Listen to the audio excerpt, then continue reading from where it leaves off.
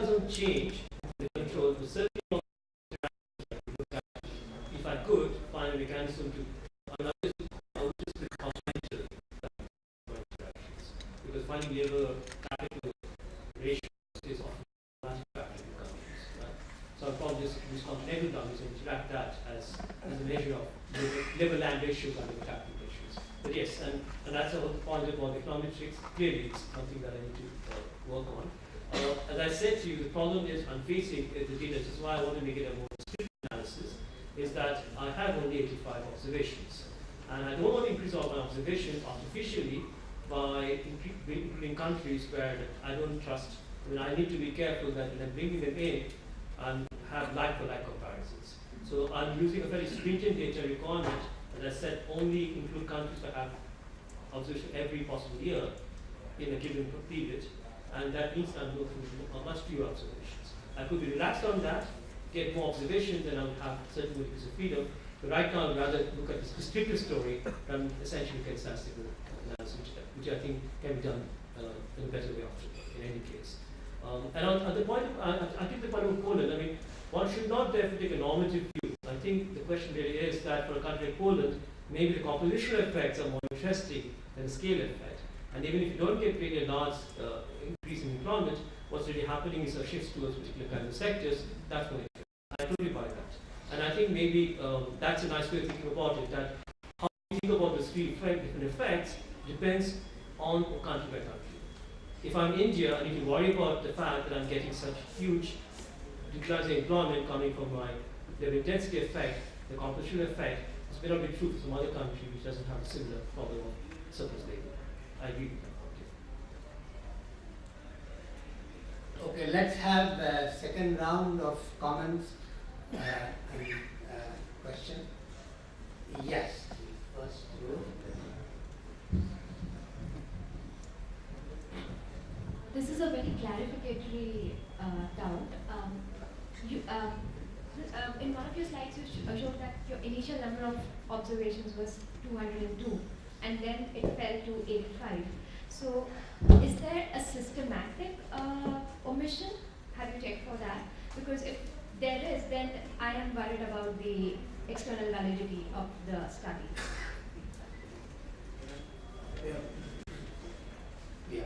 Yeah.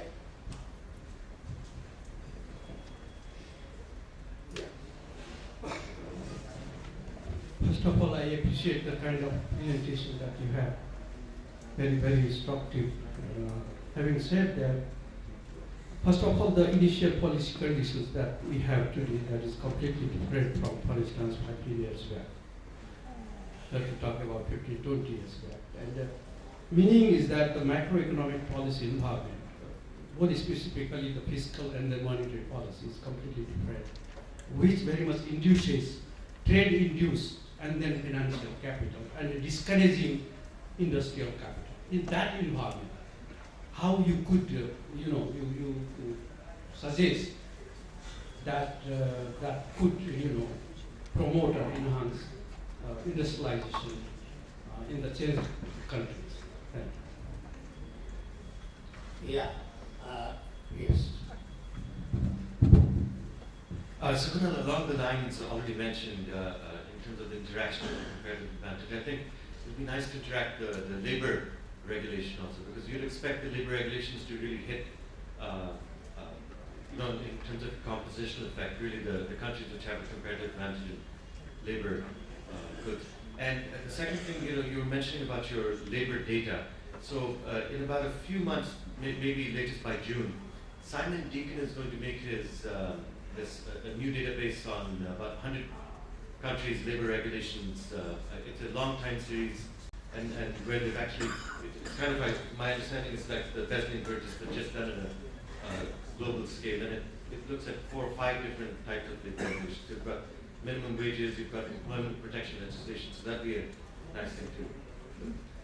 Yes.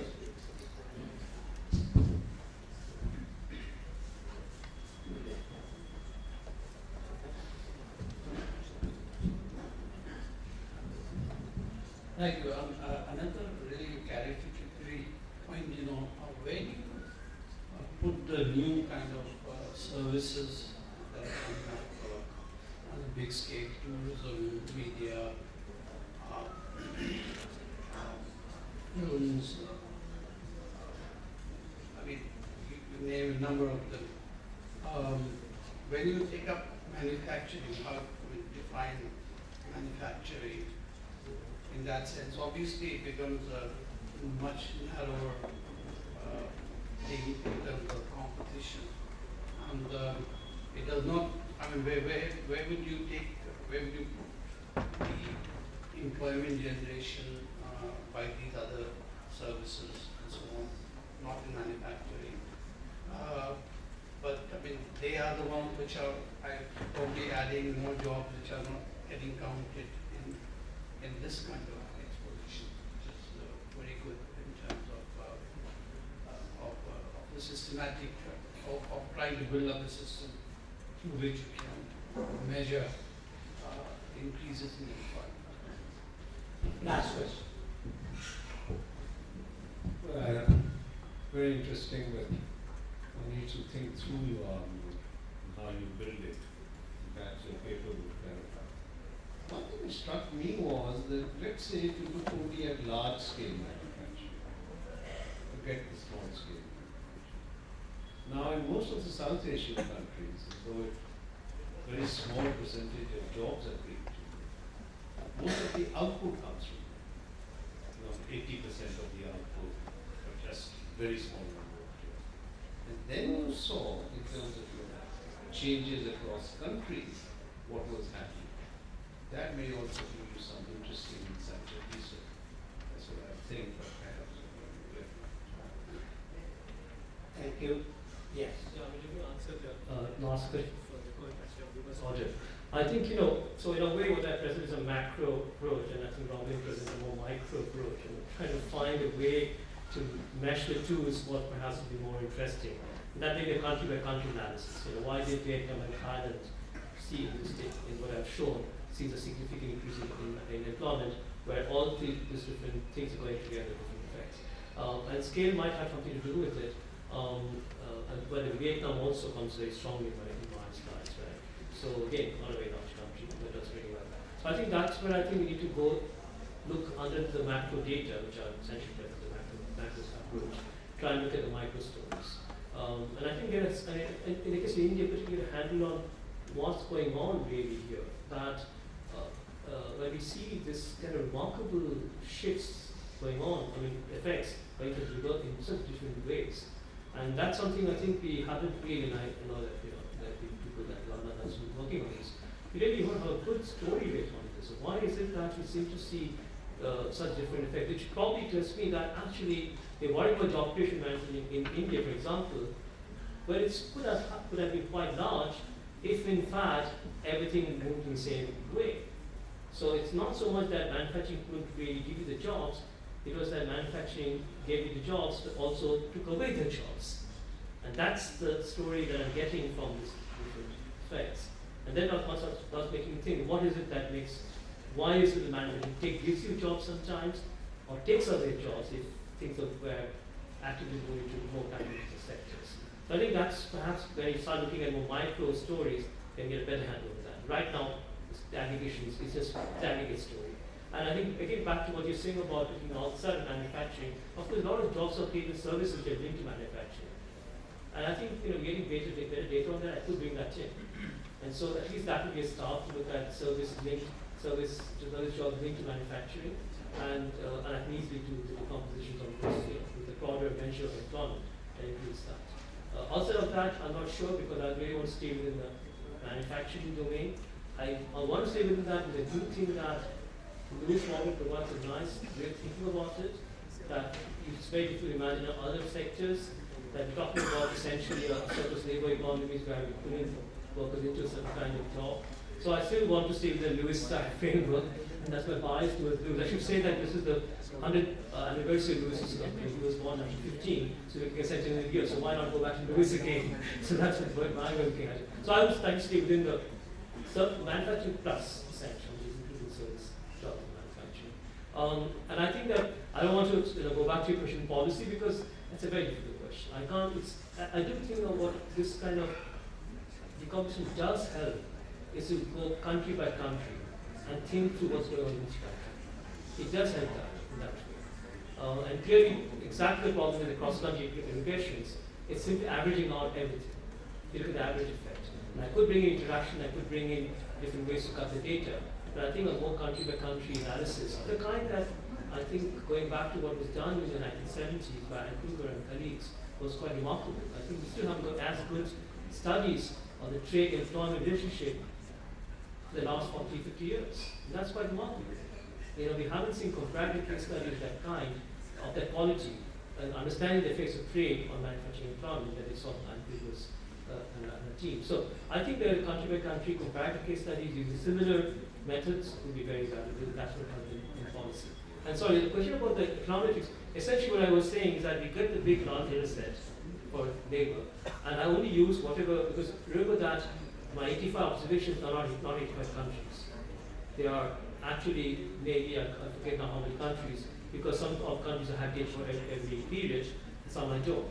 So I'm just pooling together country period observations, right? And I'm trying to find as much as possible for those country period observations, where can I find data on labor regulations, on trade, and human capital. So that's what I'm looking for. And I can certainly look at what Rana said, look at other data sets. And the point about the point of human capital, non-linear effect, I agree with that. And also look at the interaction between labor intensity and the cognition effect. I think it's very interesting. I need to go forward. Well, thank you. We have had a fascinating session, starting with the learned exposition by Professor Say, and an absorbing dialogue with the participants, the audience. So all that remains for me to do is to ask you to express our gratitude to the speaker, Dr. Sen, by applause.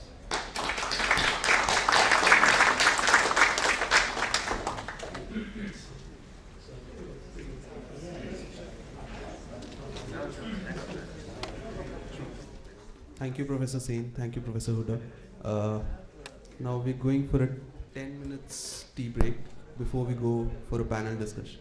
Thank you. We have we are scheduled to end at 10 minutes past 7. So we have about an hour, a little more than an hour for the panel discussion. So what I'll do is, since there are 6 speakers, I will allocate about 7 minutes plus minus epsilon for all the speakers, and then we'll if I have a question, and then I'll open it to the audience. So we can have about 35-40 minutes of introductory remarks by each panelist, and then we'll have an engagement with the audience. I know we don't want to stand between you and the dinner. We had a long day, but I think it's been a terrific day.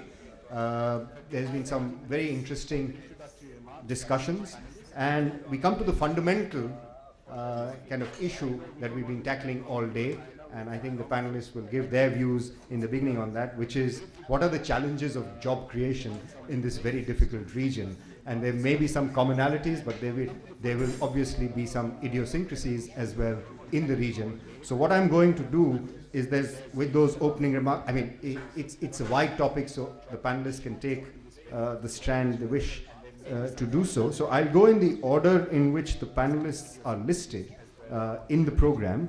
And so the broad topic, which is not mentioned in the program, is the challenges of job creation in South Asia. We've been discussing that since the morning. We've discussed laws, regulations, growth, investment, trade, global, so the whole gamut of things. So what I'm going to let the panelists decide is what they wish to focus on, and I'll begin with Professor Hoda.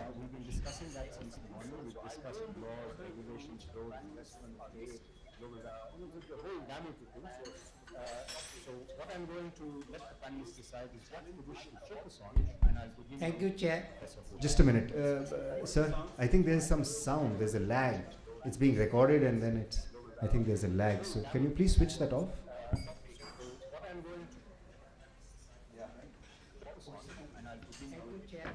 Just a minute, sir.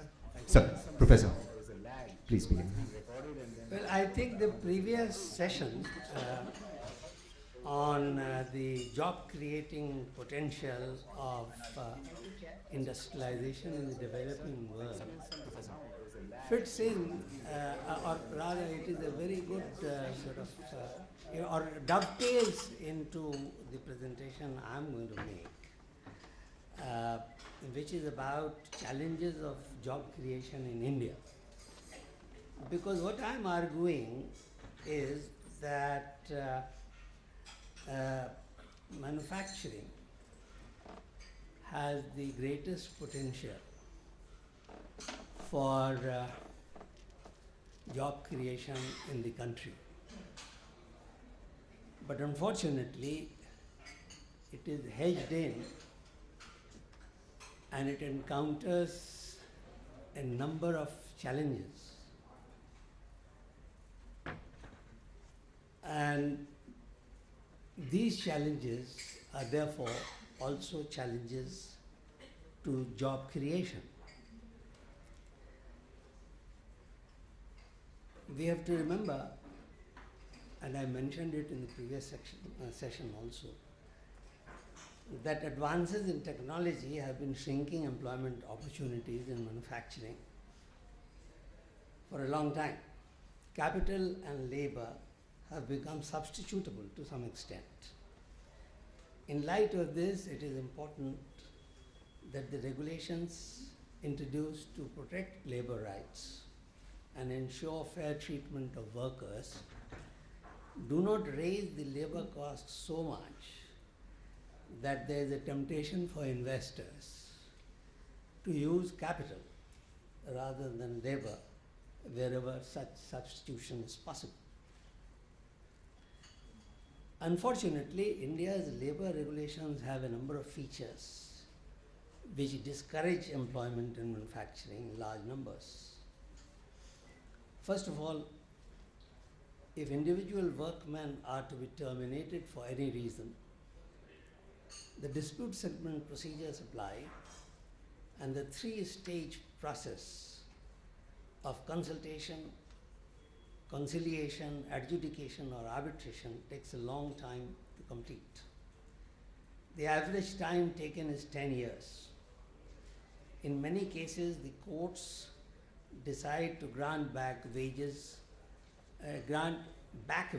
to employees. One of the ways of introducing flexibility in many jurisdictions is to allow employment against fixed term contracts. The Indian law classifies workmen as permanent, probationers, badlis or substitutes, temporary, casual and apprentice. There is no mention of fixed term employment. There was an amendment earlier which was made to the law in 2003, but by another amendment in 2007, the reference to fixed term employees was removed. The trade union law in India allows multiplicity of trade unions, and this impairs the functioning of the system of collective bargaining in the country.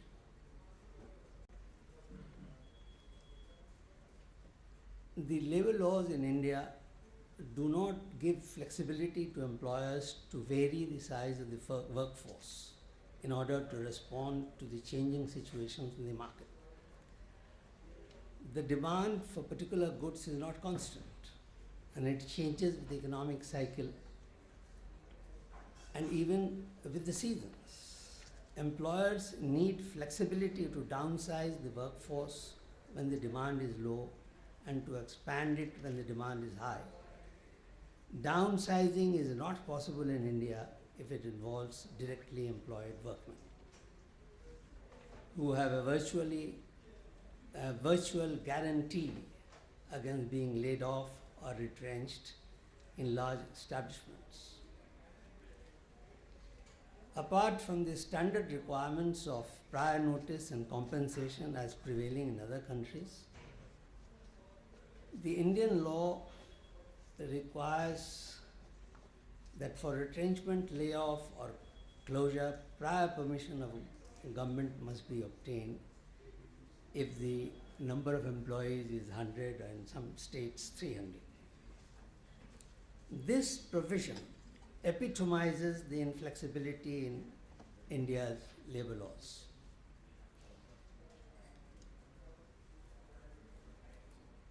The prior permission requirement for establishments has inhibited the setting up of units with a large workforce in labor-intensive industries like clothing and footwear.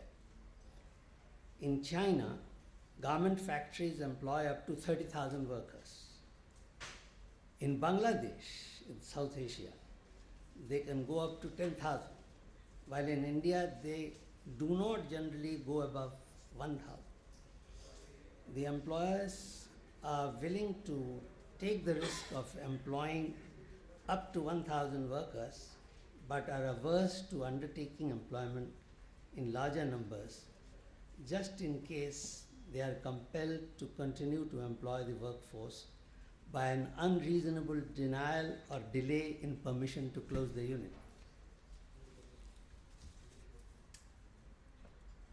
In fact, scholars like Rana, who is here with us on the list and the panel as one of the panelists, have taken the investigation further and found a link between firm size, distribution and labor legislation in India. In India, micro enterprises had a share of 84% in manufacturing employment, whereas in China, the share of medium and large enterprises was more than 50%. Since both labor productivity and wages are widely recognized to be higher in larger firms, it is apparent that labor regulations are driving down both productivity of enterprises and wages in India. I now come to a point on which there was some discussion in the morning, and that is about contract labor. Most developing countries and emerging countries, most developed and emerging countries allow the use of temporary works agency or contract workers for temporary or ancillary work. The intention of the Indian law on contract workers was to allow their use for non-core activities, but in practice they are being used for mainline production activities against the letter as well as the spirit of the law. What is more, contract workers suffer from very poor conditions of employment with no security of tenure and much lower wages as compared to workmen engaged by the principal employers for the same or similar work. The prevailing practice of employment of contract workers in the country has no doubt given a modicum of flexibility to employers, and the recent expansion of employment in the organized manufacturing sector has also relied on contract workers to a large extent. However, it needs to be noted that the difference in the wage and conditions of the service levels between the regular and contract workers in parts of the country has already become a source of industrial unrest. It is important for the government to ensure that the law is implemented in the spirit in which it was enacted, and it does not provide the route for lowering wages and other conditions of service and employment for carrying out mainline production activities. I personally favor greater flexibility in employment laws, but flexibility should not extend to lax implementation of laws. To sum up, I believe that the main opportunity for job creation in India lies in the manufacturing sector. The previous UPA government thought so. That's why they introduced the National Manufacturing Policy to raise the contribution of the sector to the GDP and to provide employment to 10 million people every year. The present NDA government also believes in this and has launched the Make in India initiative. However, manufacturing has a number of challenges which need to be tackled. Physical infrastructure including power, logistics infrastructure and processes, corporate taxation and taxation environment, internal taxation, acquisition of land and labor regulations, to name the most important. However, of these, labor regulations are the most important from the perspective of creation of jobs. Without improvement in these regulations, even if other impediments are eliminated or alleviated, manufacturing may grow, but it will grow without jobs or minimum jobs. For jobs to grow, the labor regulations need attention. Flexibility in employment needs to be improved by eliminating the need for prior permission for retrenchment, layoff, or closure. Fixed term employment needs to be allowed, and the practice in respect of contract workers needs to be brought in conformity with the letter and spirit of law. The trade union law also needs to be overhauled in order to make collective bargaining functional. These are the challenges of job creation in India. Thank you. Thank you, Professor Huda, for that very succinct illustration of what ails job creation in India and pointing out the saliency of labor laws, among the other issues. I think power was also mentioned in the morning, and you also reinforced the lack of power for industrial houses in India. May I now request Professor Rashid Amjad, Director, the Graduate Institute of Development Studies, Lahore School of Economics. And I guess besides South Asia, you will also focus on the challenges in Pakistan. Thank you, Professor. Well, thank you very much, sir. And let me start by thanking ICRIER and the Director for inviting me. And let me also congratulate ICRIER, because I think in some ways it's a historical moment, as somebody said, but it's exactly 25 years since we shifted in South Asia our basic paradigm of development. I mean, we made a decisive shift towards market-led private enterprise growth, and this has become now the sort of the mainstream way of looking at development and the issues related to it.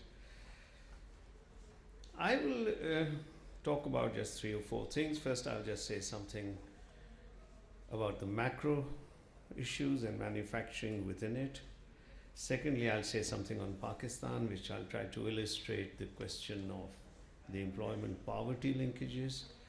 And finally, I have this idea of what I think are the 3 challenges, and at least 2 of them are very controversial, so I'll leave it for room for thought. You see, ultimately, growth plays a very critical role in generation of jobs. On that, you may disagree in terms of the intensity and the final outcome, but without growth, you can have no jobs. Now, this paradigm shift for what we call the counter-revolution in development theory and the opening up of your markets and what our Prime Minister used to say, liberalization, deregulation, privatization, and the rest of it, has generated enormous amount of wealth in South Asia, and in the process created many issues and problems. But one of the elements which makes it possible to grow is only if you have macro stability. You have to make sure that before you, if your reforms can work, you cannot do it without macro stability. And this brings us to the question of what I call the 2 gaps, which is, of course, the fiscal deficit and the trade deficit. Now, the governments can do something about the fiscal deficit, But what do you do about the trade deficit? If in a country you are not being able to cover your trade deficit, then you have to get into a deflationary situation and you cannot grow anymore.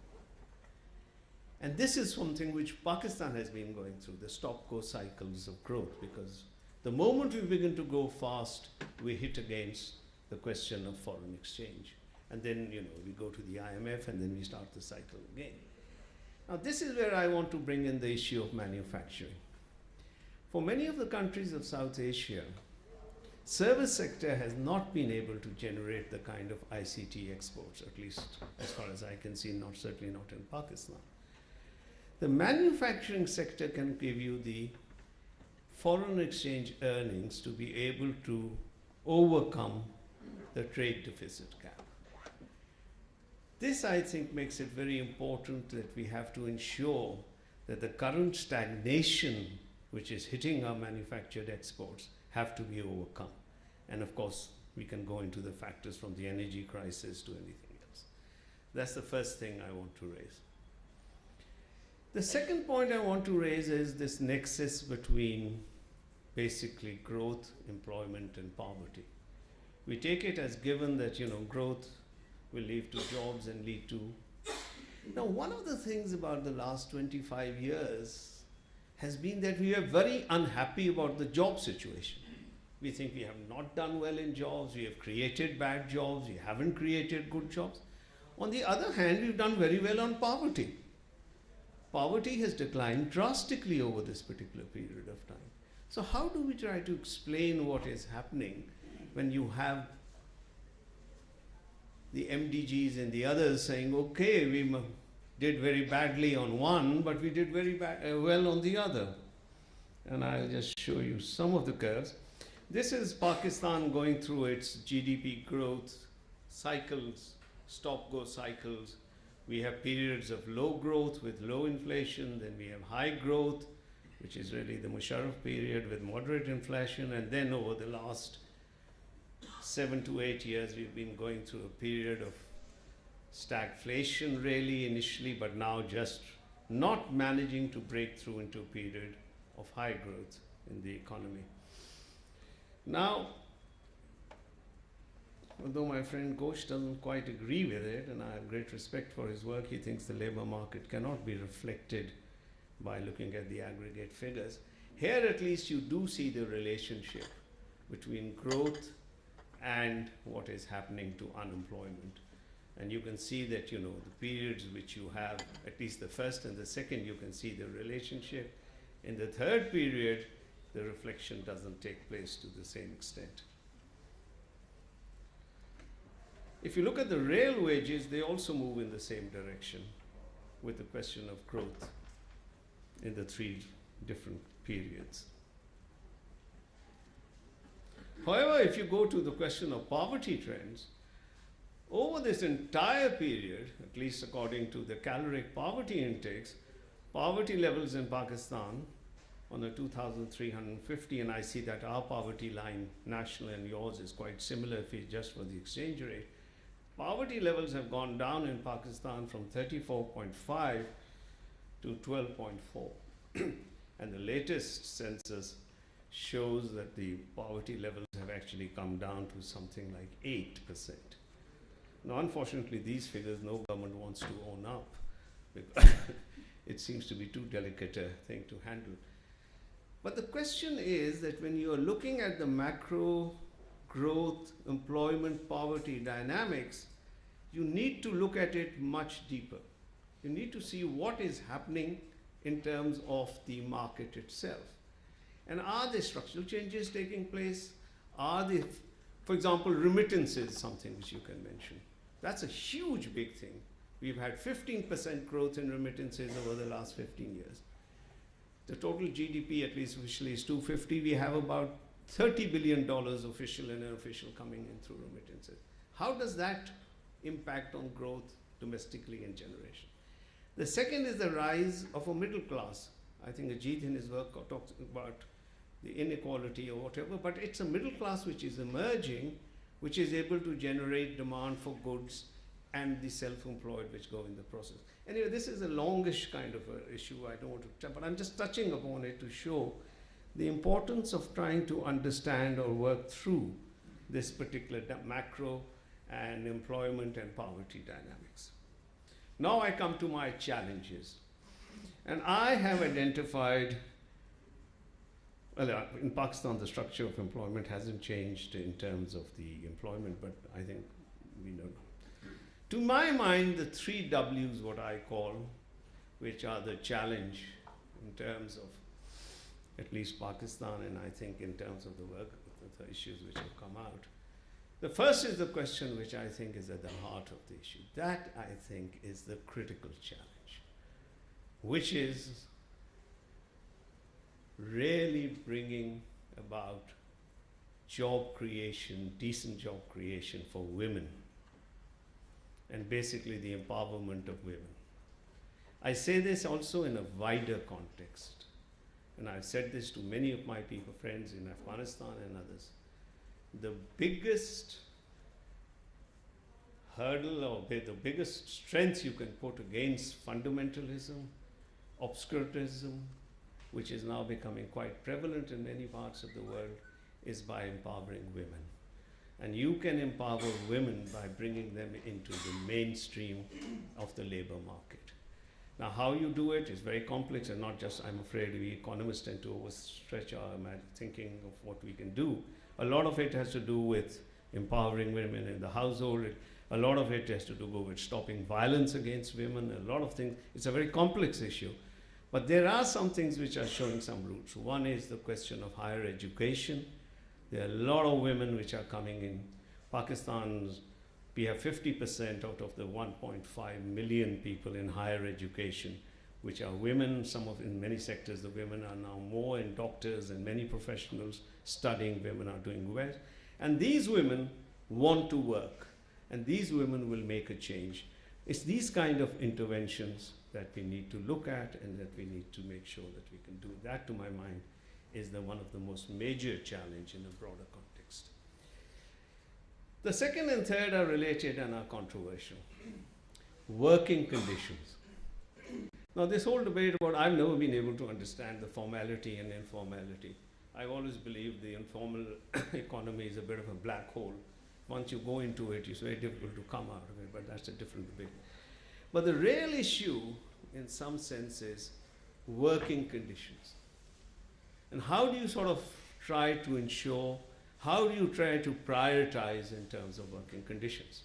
Now, we have actually, in some sense, an agreement against worse forms of sort of child labor, bonded labor, other forms of labor. Okay.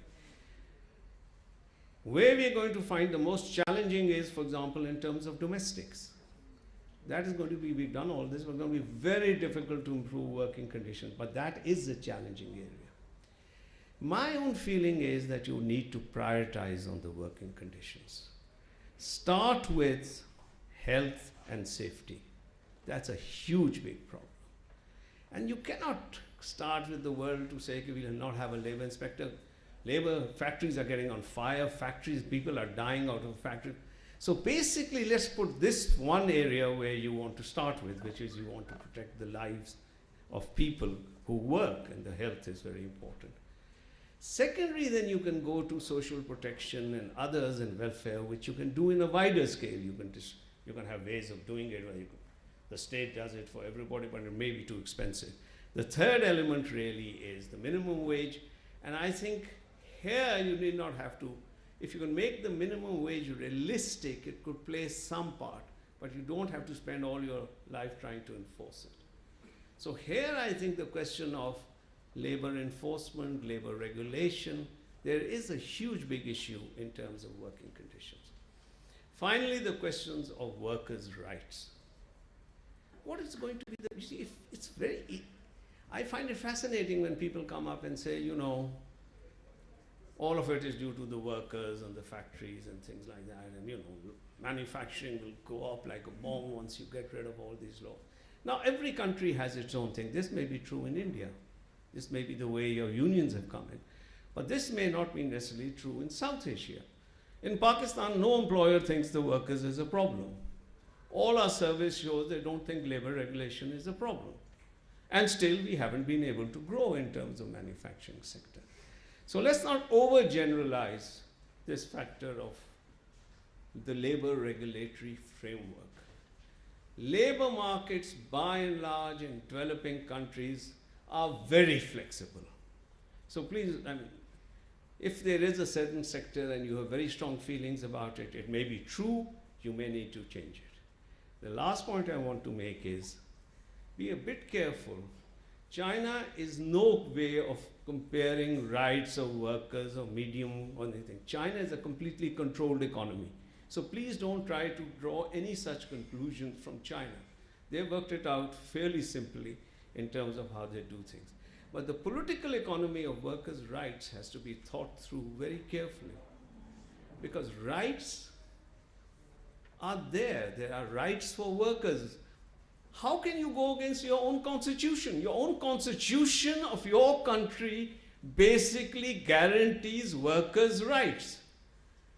Now, you can say, no, but you know, politically, economically, it's very bad. So, okay, whatever it is, the fact of the matter is that the way the challenge will be really, and I think Huda Sahab said it, and I'll end on the same way, let's have laws, realistic laws, which respect workers' rights, and then make sure that we enforce them.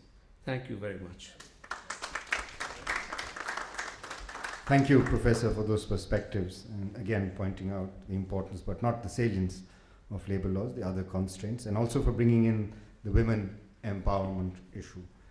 I think we haven't discussed too much of gender. There was some discussion of gender in the morning, but not too much of it. So thank you for bringing in that perspective. May I now request Ajit Ghosh, Professor, Institute of Human Development, New Delhi, and of course, a well-known researcher in labor markets in India. Professor Ghosh. Thank you very much. Well, I'm going into an aggregative kind of a picture, and I'm going straight to the challenge to begin with. What is the challenge, the employment challenge we talk about? And start from there and then go into,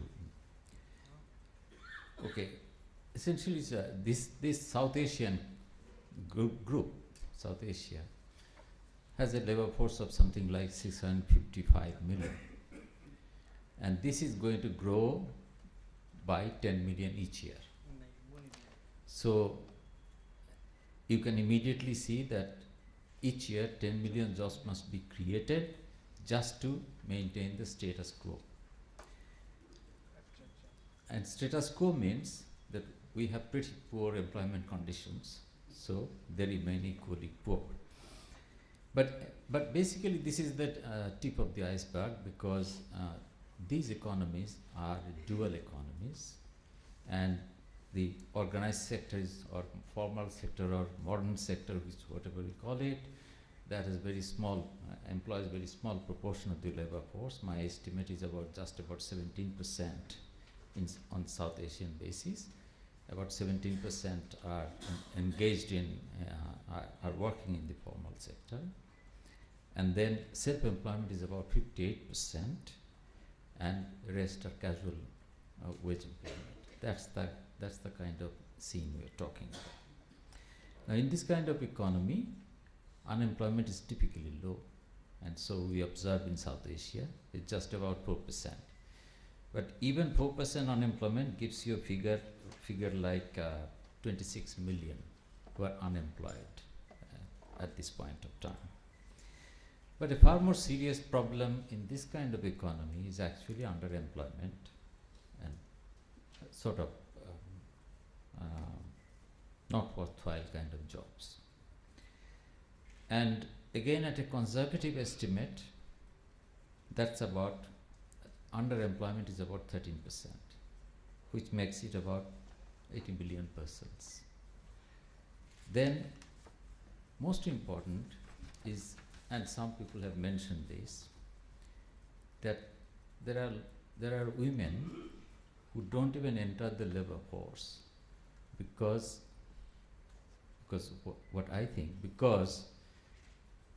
the kind of jobs they could have are simply not worth having. They are extremely arduous, they don't pay anything, and so it's just not worthwhile. And but if better jobs are available, if things work better, then many of them, a lot of them would actually enter the labor force. Now, if I take account of that, my estimate again is something like 134 million women who would potentially be available, would potentially join the labor force, provided things get better. So, if you add them up, you get a figure which is these three elements, which is about 240 million. Now, 240 million people who need to be shifted to better jobs, more productive jobs, would have to be. That's how we need to look at the challenge. Then, so challenge is not one of creating 10 million jobs per year. It's far, you know, if I take a view, suppose as a thought experiment, suppose I say that these economies should be reaching the Lewis turning point, i.e. that surplus labor should fall to zero, something like that. Then you would need to accommodate all of these in the next decade, say, which would give you a figure like something like 34 million jobs, productive jobs a year. And even if you stretch the period to 20 years, it would still be about 22 million.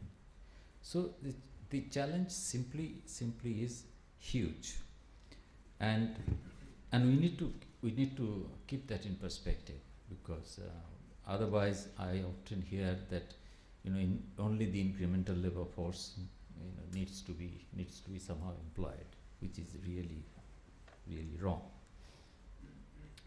Now, what does creation of productive jobs mean in this case? Now, it simply means that we should the creation of jobs should be at an increasing level of productivity.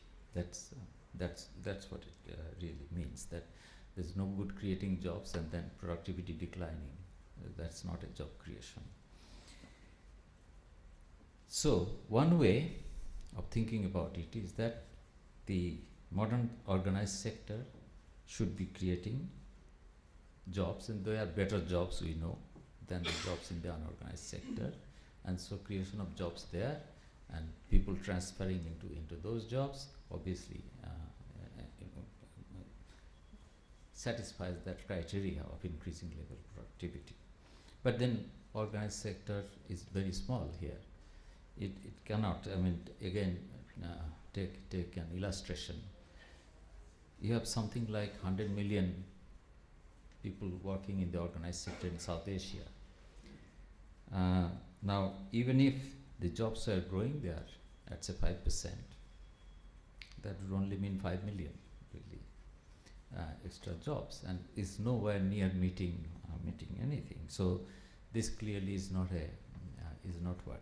Now, what has to happen actually is it has to be a combination of job creation in the formal sector, but also improving the quality of jobs in the unorganized sector.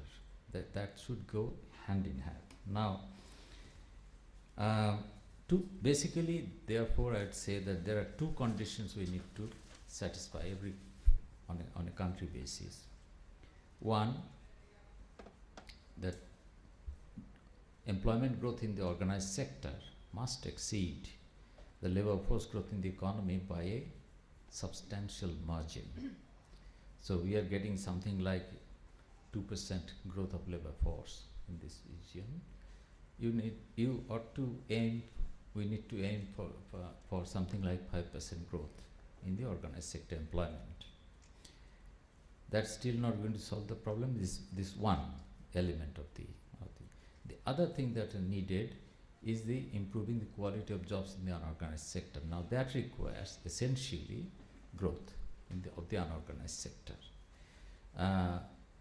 which will then create better jobs within the sector. It will allow people to move into better jobs from poorer jobs.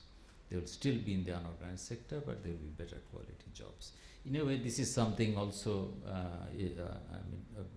Professor Burgess was saying in this. It's a two-pronged kind of a strategy that that one can think of. This is the only realistic way of thinking about. So now that so you can see that you need pretty high growth. Without high growth, this challenge, there's no way of meeting the challenge. And that high growth means almost, say if you had 10% growth in organized sector output, and you had an employment elasticity of 0.5, you have sort of 5% growth of jobs. Now that's the kind of growth is needed there, and then you ought to have again something like at least 5% growth in the unorganized part of the economy. So if you put them together, so we need high growth, and we need growth not to be confined to organized sector. Growth must be in both parts of the economy. Now, I will just point to two, three points before I stop. I mean, it is a daunting challenge. There's no doubt, and we need to do everything to get growth going. Other policies are needed as well, but absolutely rapid growth is absolutely essential. Rapid growth combining both organized and unorganized sectors.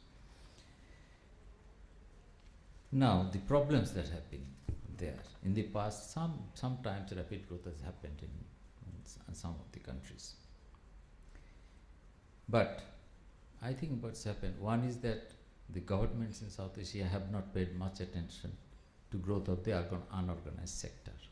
So the focus has been on the organized sector. Now organized sector is the dynamic part of the economy, it is the engine of growth, but nonetheless you need attention to the unorganized sector. So that needs to change, that kind of a policy setup. Second is the services-led growth. Now I say this is a problem from the basically it's a bit strange, but in South Asia services are not employment intensive.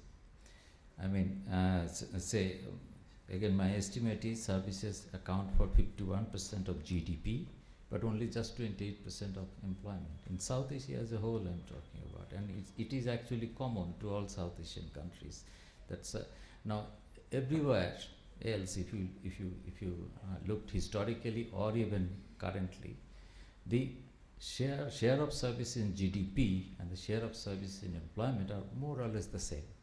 They tend to be the same. And here, on the other hand, is a hugely different. Manufacturing is actually far more that way employment intensive. Services are not. So if you get, and this is true both for the economy wide or even in the organized sector, that is the same story. So therefore the service-led growth doesn't generate the kind of, even if you got 10%, you still wouldn't get the desired.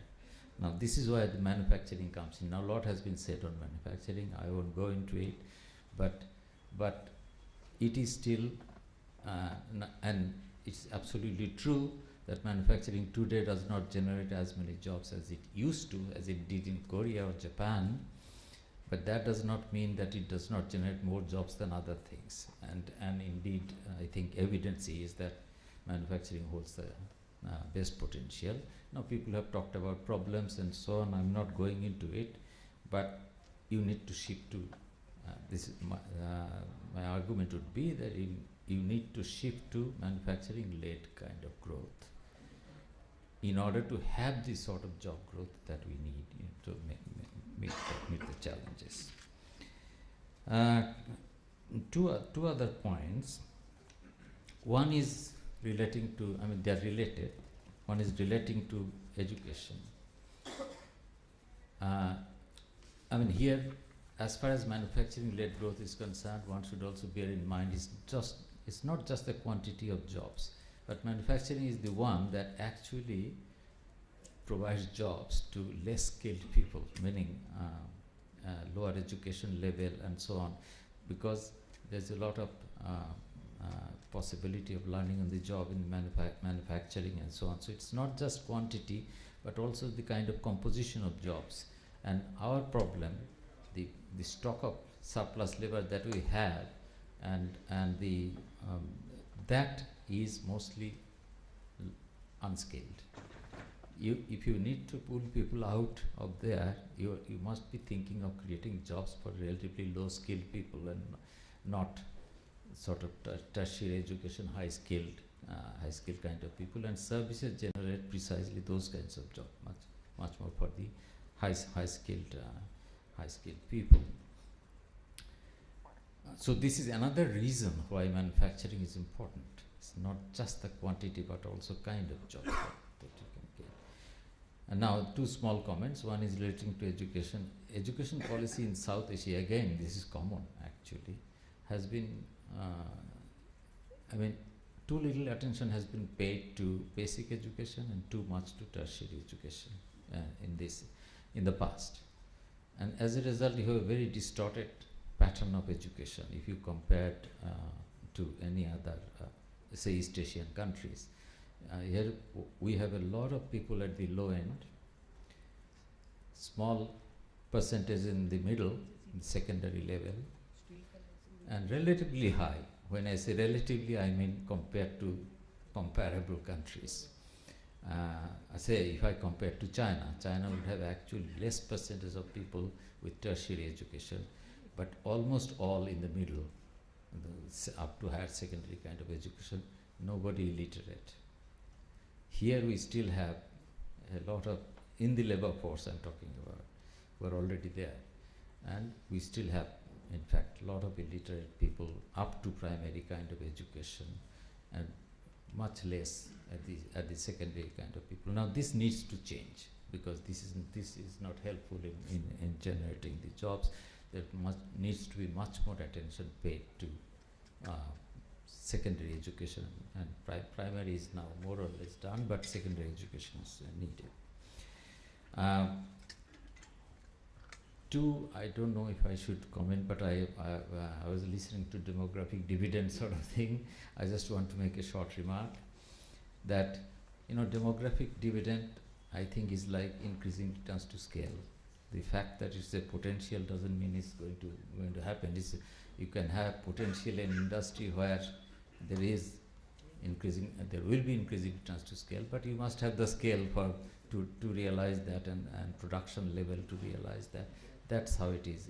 It is actually growth that will bring the demographic dividend, and not the other way around. And I have never understood the argument from the other side. But I think my time is up, so I'll stop. Thank you. Thank you, Professor Ghosh, for the very succinct and clear discussion on the need to bring back manufacturing on focus if we want to create jobs in South Asia. Emphasizing, of course, the need for also creating the nature of jobs that we have to, given the magnitude of the problem, which I think you multiplied many times over than we have been discussing since the morning. May I now request Professor Burgess? We know him, he's already spoken. Professor of Economics, founder and director